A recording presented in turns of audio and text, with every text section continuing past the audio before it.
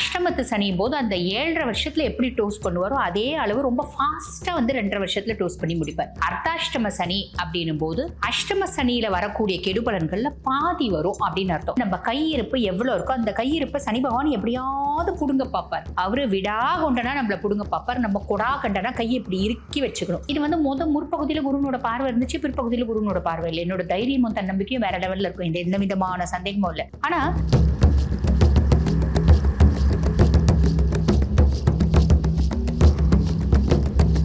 தனுசு ராசி அன்பர்கள், உங்களுக்கு இந்த 2026 எப்படி இருக்கும் அப்படின்னா, ஃபர்ஸ்ட் நம்ம எல்லா ராசிகளுக்கும் சொன்ன மாதிரி முற்பகுதி அப்படின்னும் போது 1/6/2026 வரைக்கும் எப்படி இருக்கும். அதுல முதல்ல நம்ம யாரை வச்சு சொல்ல போறோம் அப்படின்னா, சனி பகவானை வச்சு சொல்ல போறோம். சனி பகவான் தனுசு ராசி அன்பர்களுக்கு எப்படி இருக்காரு? அர்த்தாஷ்டம சனியா இருக்கார். பொதுவா அர்த்தாஷ்டம சனி அப்படின்னும் போது என்ன மாதிரி பலன்கள் கிடைக்கும் அப்படின்னா, பொதுவாக 7 நாட்டு சனியும் போது 7.5 வருஷம் சனி பகவான் நம்மளை வந்து லைட்டா டோஸ் பண்ணுவார் அப்படின்னு வச்சுக்கலாம். அஷ்டமத்து சனியும் போது அந்த 7.5 வருஷத்துல எப்படி டோஸ் பண்ணுவாரோ அதே அளவு ரொம்ப ஃபாஸ்டா வந்து 2.5 வருஷத்துல டோஸ் பண்ணி முடிப்பார். அர்த்தாஷ்டம சனி அப்படின்னும் போது அஷ்டம சனியில வரக்கூடிய கெடுபலன்கள்ல பாதி வரும் அப்படின்னு அர்த்தம். அப்ப நம்ம என்ன பண்ணணும்? பயப்படணும்லாம் ஒன்றும் அவசியம் இல்லைங்க. ரொம்ப சிம்பிள். 5 விஷயத்துல கவனமா இருந்துக்கோங்க. 5 விஷயம் என்னென்ன அப்படின்னா, நம்ம கையிருப்பு எவ்வளவு இருக்கோ அந்த கையிருப்பை சனி பகவான் எப்படியாவது புடுங்க பார்ப்பார். அவரு விடா கொண்டனா நம்மள புடுங்க பார்ப்பார். நம்ம கொடா கண்டனா கையை இப்படி இறுக்கி வச்சுக்கணும். ரொம்ப சிம்பிள். நம்மளுக்கு ரொம்ப தெரிஞ்சவங்க, ரொம்ப நெருக்கமானவங்க, மனசுக்கு பிரியமானவங்க, இல்லைன்னு சொல்ல முடியாத சொந்தம் நம்ம கிட்ட கடன் கேட்கும். கொடுத்தா நம்ம வந்து ரொம்ப பாவம் ஆயிடும். அவ்வளோ டக்குன்னு திரும்பி வராது. அப்ப வரலன்னா பரவாயில்லைன்னா கொடுங்க. வரணும் அப்படின்னா ரொம்ப சிம்பிள். இல்லைன்ற வார்த்தை சொல்லுங்க. இல்லைன்னா நீ வெளியே வட்டிக்கு வாங்கிக்கோமா, அந்த வட்டி நான் கட்டுறேம்மா, நீ எப்போ கொடுக்குறியோ உங்களுக்கு கொடுத்துக்கோ அப்படின்னு சொல்லிடுங்க. கை காமிச்சு கொடுக்குற வேலை கூட நமக்கு வேண்டாம். இது விஷயம். 2வது விஷயம், குடும்பத்துல சின்ன சின்ன குழப்பங்கள் வரும். சின்ன குழப்பங்கள் நம்ம சங்கு சக்கரம் ஏத்தி வச்சா சர்றன்னு சுத்தி நின்றுடுது பாத்தீங்களா, அது மாதிரி அதுவா நின்றுடும். வேலை செய்யற இடத்துல சின்ன குழப்பங்கள் வரும். அந்த சின்ன குழப்பங்கள் வந்து பாருங்க, நம்மளுக்கு இந்த பூண்டு பட்டாசு பட்டு பட்டு பட்டுன்னு அப்படின்னு நடிக்கிறது பாருங்க, அந்த மாதிரி பட்டுன்னு வரும். அதுவா வந்து சின்ன விஷயம் தான், அதுவா மறைஞ்சிடும்.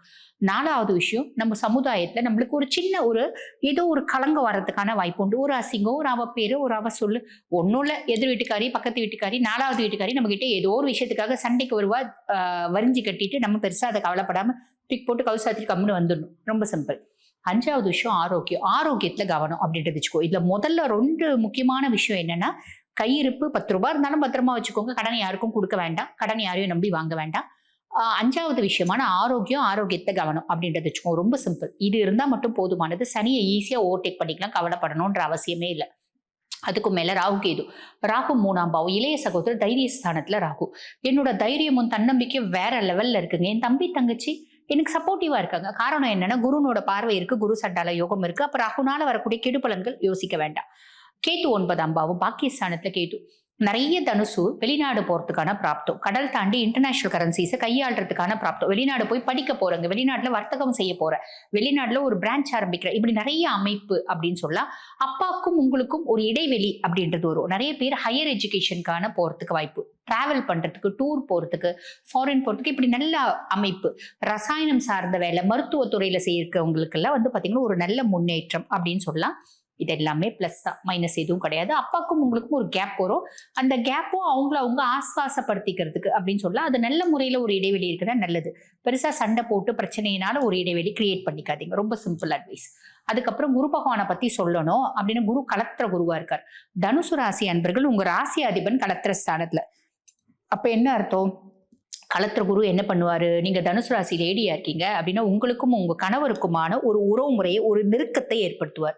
உங்களுக்கும், நீங்க பெண்களா இருக்கீங்க அப்படின்னா கணவன், இப்ப நீங்க ஆணா இருக்கீங்க அப்படின்னா, ஆண்களா இருக்கீங்கன்னா உங்களுக்கும் உங்க மனைவிக்குமான ஒரு இணக்கத்தை ஏற்படுத்துவார். எங்க நாங்க 2 பேரும் எப்பயுமே எலியும் பூனையும் மாதிரி தாங்க, அடிச்சுப்போம், பேசினா சண்டை போட்டுப்போம், அதுக்கும் மேல அடிச்சுப்போம் அப்படின்னு இருந்தாலும், இப்ப அவங்க பாட்டு அவங்க வேலையை செய்வாங்க, நீங்க வேலையை செய்வீங்க. அப்படி ஏதோ ஒரு விதத்துல உங்களோட லைஃப் பார்ட்னருக்கும் உங்களுக்கும் ஒரு நல்ல ரிலேஷன்ஷிப்பை மெயின்டைன் பண்ணுவார். ஆல்மோஸ்ட் லைஃப் மட்டும் பிரிஞ்ச மாதிரி தாங்க. ஒரே வீட்டில தான் இருக்கும், தனித்தனியா இருக்கும். 4 பேர் மத்தியஸ்தர் வருவாங்க. என்னப்பா ஒரே வீட்டுல இருந்து தனித்தனியா இருந்தா நல்லா இருக்கா? மனைவிக்கு விட்டு கொடுக்க கூடாதா? கணவனுக்கு விட்டு கொடுக்க கூடாதா? குழந்தைங்களை மூஞ்ச பாருங்கப்பா, குழந்தைங்க மூஞ்ச பார்த்தாத 2 பேரும் ஒரு ஆப்பர்ச்சுனிட்டி கொடுங்கப்பா, திருப்பி சேர்ந்து வாழ முயற்சி பண்ணுங்கப்பா அப்படின்னு யாரோ மத்தியஸ்தர்கள் வருவாங்க. பொதுவாக குரு கலத்திர குருவா இருக்கும் போது அந்த கணவன் மனைவி உறவு முறையை பிரிக்க விட மாட்டான். மேக்சிமம் வந்து பாத்தீங்கன்னா ஏதோ ஒண்ணு பண்ணி இணைச்சு வைக்க ட்ரை பண்ணுவான். ஆனா அதையும் மீறி பிச்சின்னு போற எத்தனையோ உறவுகள் நாங்க பார்க்க தான் பாக்குறோம். இருந்தாலும் சொல்றேன், இப்ப கலத்திர குரு அந்த மாதிரி விஷயத்த அவனால முடிஞ்ச வரைக்கும் ட்ரை பண்ணுவான் அப்படின்றது உண்மை. இதே விஷயத்த உங்களோட பிசினஸ் பார்ட்னரோடவும் பண்ணுவான். புரியுதுங்களா? ஆல்மோஸ்ட் நாங்க பிரிஞ்சுட்டோங்க, நாங்க வந்து டிவோர்ஸே வாங்கியாச்சு, லைஃப்ல 2வது திருமணம் அப்படின்றது ஒண்ணு வரும். ஒரு நல்ல ஒரு வரனா உங்களுக்கு வரத்துக்கு வாய்ப்பு உண்டு. நாங்க ரொம்ப இளம் வயசு தனுசுங்க. நிறைய பேருக்கு லவ் வரும், நல்ல பிள்ளை. நிறைய பேருக்கு நல்ல ரிலேஷன்ஷிப் வரும், நல்ல பிள்ளையா வரும். நிறைய பேருக்கு ஒரு எக்ஸ்ட்ரா மேரிட்டல் அஃபேர் வரும். எக்ஸ்ட்ரா மேரிட்டல் அஃபேர் அப்படின்ற போது நம்ம குருவை கம்பேர் பண்ண முடியாது. பட் இருந்தாலும் நம்ம வாழ்க்கையில ஒரு துணை அப்படின்றது வரும். அதை நம்ம கல்யாணம் பண்ணிக்கிறதுக்கான ஒரு பிராப்தம். இப்படி நிறைய நல்ல விஷயங்கள் அப்படின்றது லைஃப்ல நடக்குங்க. கவலையே பட வேண்டாம். அதாவது மனைவியை விட்டு பிரிஞ்சுட்டோங்க, அப்போ ஒரு லைஃப்ல ஒரு பொண்ணு வருது. அது வந்து நாங்க அவங்க கூட பழக்கம் இருக்கு. அதை வந்து பாருங்க, அது எக்ஸ்ட்ரா மேரிட்டல் அஃபேர் தான் சொல்லணும். ஆனா அந்த பொண்ணு நாங்க திருமணம் பண்ணிக்கிறதுக்கான அத்தனை பிராப்தத்தையும் குரு ஏற்படுத்தி கொடுப்போம். சோ இந்த கலத்திர குரு ஆல்மோஸ்ட் இந்த மாதிரி நிறைய நல்ல விஷயங்களை செஞ்சுடுவோம். இது முற்பகுதி. இப்ப அப்படியே பிற்பகுதிக்கு வாங்க. பிற்பகுதியில சனி என்னவா இருப்பாரு? அர்த்தாஷ்டம சனியாவே தான் இருப்பாரு. ஆனா குருனோட 9ஆம் பார்வை, உச்ச பார்வை அவர் மேல படியுது. அப்ப 5 விஷயத்துல கவனம் அப்படின்னு சொன்ன வச்சிங்களா, அந்த 5 விஷயத்தை பத்தி நம்ம பெருசா கவலைப்படணும் அப்படின்ற அவசியம் இல்லை. அவரு உங்களுக்கு எடுக்கவே போறது இல்லை. அவர் பாட்டும் தேமேன்னு கார்னர்ல உட்கார்ந்துட்டு போறாரு. நம்ம அவரை பாட்டுன்னு கண்டுக்காம நம்ம வேலையை பாட்டுன்னு பண்ணிட்டே இருக்கலாம். இது ஒரு பெரிய ரிலீஃபுங்க. சனி, அர்த்தாஷ்டம சனி வந்து பாத்தீங்கன்னா குருனோட பார்வையினால நல்லிஃபை ஆயிவார், அமைதி ஆவார், பிரீத்தி ஆவார் அப்படின்னு சொல்லலாம். இது ஒரு பெரிய ரிலீஃப். அதுக்கப்புறம் ராகு 3ஆம் பாவம், இளைய சகோதர தைரியஸ்தானத்துல ராகு. இது வந்து முற்பகுதியில குருனோட பார்வை இருந்துச்சு, பிற்பகுதியில குருனோட பார்வை இல்லை. என்னோட தைரியமும் தன்னம்பிக்கையும் வேற லெவல்ல இருக்கும். இந்த எந்த விதமான சந்தேகமும் இல்லை. ஆனா என் தம்பி தாங்க எனக்கு பையன் மாதிரி.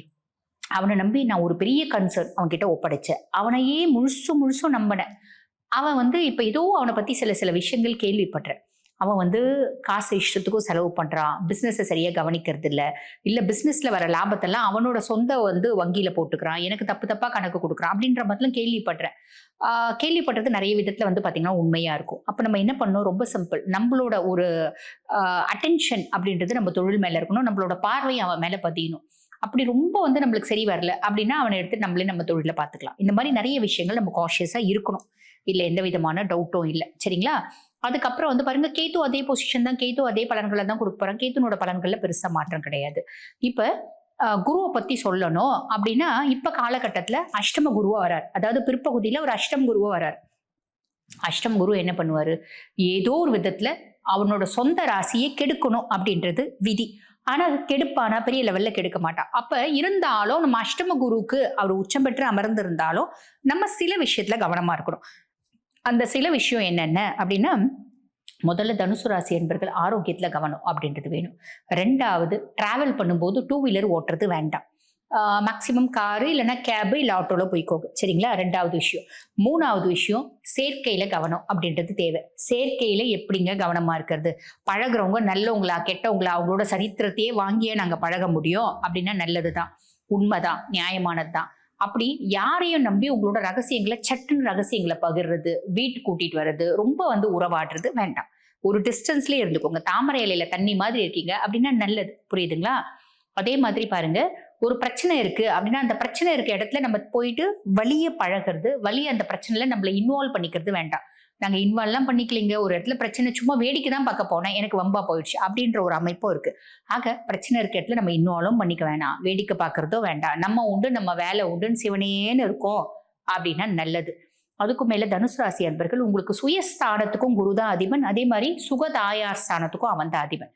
அவனோட பார்வை இப்ப பிற்பகுதி அஷ்டமத்துல இருந்தாலும் பார்வைன்றது உச்ச பார்வை. குருனோட பார்வை எப்பயுமே சுப பார்வை.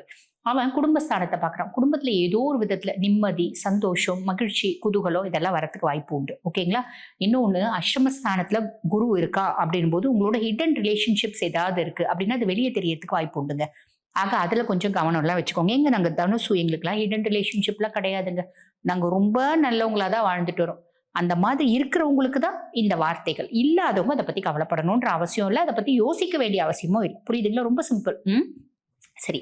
குடும்பத்துல நிம்மதி, சந்தோஷம், மகிழ்ச்சி, குதூகலம் இது எல்லாத்தையுமே கொடுப்பா. பட் உங்களோட ஹிடன் சீக்ரசிஸ் ஏதாவது இருக்கு அப்படின்னா ஃபேமிலிக்கு தெரியாம மெயின்டைன் பண்றதுல கொஞ்சம் காஷியஸா இருங்க. குடும்பத்துல காசு, பணம், வசதி அதெல்லாமே இருக்கும். வரவு செலவு ஒன்றும் கையை கடிக்கலைங்க, நல்லா தான் இருக்கு அப்படின்ற ஒரு அமைப்பு. சுகதாயார் ஸ்தானத்தை குரு பார்க்குறா. ஏதோ ஒரு விதத்துல என்னோட கம்ஃபர்ட் அதிகமாகுது. எங்க அம்மா எனக்கு ஃபுல் ஃபிளட் சப்போர்ட்டா இருக்காங்க. அம்மாக்கு ஹெல்த் இஷ்யூஸ் இருந்துச்சு, அதுல ரொம்ப நல்லா இருக்காங்க. பெட்டர்மெண்ட் அப்படின்றது கிடைச்சிருச்சு அப்படின்ற ஒரு அமைப்பு. ஒரு சுப விரயம் அப்படின்றது வரும். அதாவது விரயஸ்தானத்தை குரு பார்க்கறதுனால கோயிலுக்கு போகலாம், தீர்த்த யாத்திரை போகலாம், இறை வழிபாடு பண்ணலாம், காசி கயா மாதிரி புனித ஸ்தலங்களுக்கு போகலாம். அதே மாதிரி பாருங்க, வீடு வாங்கலாம், கார் வாங்கலாம், சொத்து பத்து வாங்கலாம் அப்படின்லாம் யோசிப்பீங்க. அது எல்லாமே நடக்கும். பெரிய லெவல்ல சொத்து பத்து வாங்கிடணும், பெரிய லெவல்ல செலவு பண்ணணும் அப்படின்னு யோசிக்காதீங்க. சுப செலவு அப்படின்றது சாலிடா நடக்கும்.